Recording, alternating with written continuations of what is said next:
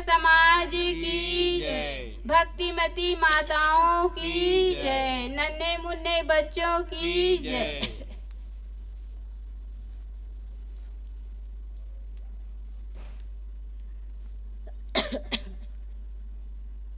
परम पूज्य वंदनीय संत समाज, सत्संग प्रेमी सज्जन एवं भक्तिमती माताएं, मेरे लिए भी आज्ञा हुई है। आज्ञा पालनार्थ आप लोगों के बीच में कुछ दिन निवेदन प्रस्तुत है। यह मनुष्य जीवन क्या है? कर्म भूमि का है। मनुष्य अच्छा कर्म करके महान हो सकता है और बुरा कर्म करके शैतान बन सकता है। अच्छा कर्म करके वह भगवान बन सकता है और बुरा कर्म करके वह राक्षस बन सकता है। हम कर्म करने में स्वतंत्र हैं और हमें जब तक जीवन है, जब तक शरीर है, हमें कुछ न कुछ कर्म तो करना ही पड़ेगा, चाहे अच्छा कर्म करे या बुरा कर्म करे। हम अपने शरीर, मन, इंद्रिय से जो भी क्रिया करते हैं उसे क्या कहते हैं? कर्म कहते हैं। और मनुष्य कर्म करने में स्वतंत्र है।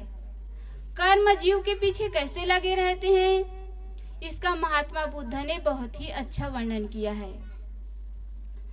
पुण्य कर्म वैसे लगे रहते हैं जैसे मनुष्य की अपनी परीक्षाएं, और पाप कर्म वैसे लगे रहते हैं जैसे गाड़ी के जो बैल होते हैं ना, बैलों के पीछे गाड़ी के चक्के, दोनों पीछे होते हैं परंतु दोनों में बड़ा अंतर होता है।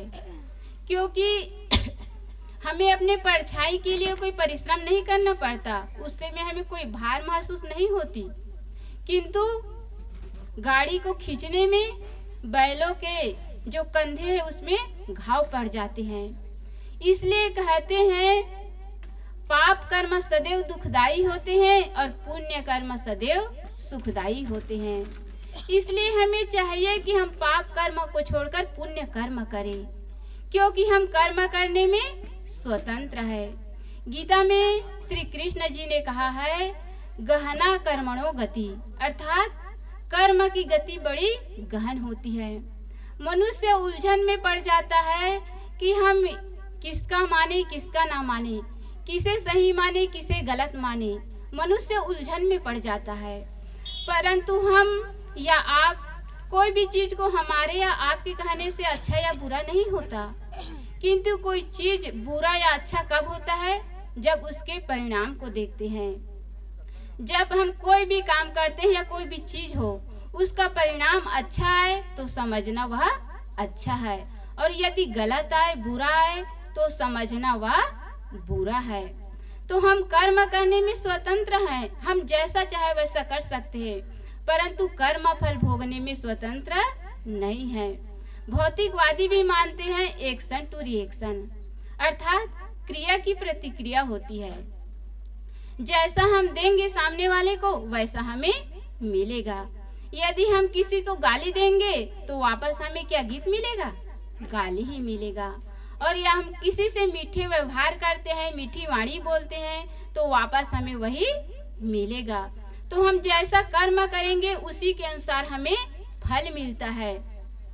परंतु लोग गलत कर्म करते हैं, बुरा काम करते हैं और सोचते हैं अरे ये गलत कर्म हम तो अकेले में कर रहे हैं, कोई नहीं देख रहा है। और कितने लोग कहते हैं ना कि कोई भी व्यक्ति अपने कर्म भगवान से नहीं छिपा सकते। इसका मतलब भगवान कहाँ है? हमारे भीतर बैठा हुआ है। हम कोई भी कर्म करते हैं, कोई भी काम करते हैं तो हम अपने आप से छुपा नहीं सकते। हम कोई भी काम करें, कोई देखे या ना देखे, किंतु हम स्वयं तो देख ही रहे हैं, हम स्वयं तो जान ही रहे हैं कि अच्छा कर रहे हैं या बुरा कर रहे हैं। और हम जो भी काम करेंगे, जो भी क्रिया करेंगे, वो अच्छा हो या बुरा हो, सबके सामने एक न एक दिन अवश्य प्रकट हो जाता है।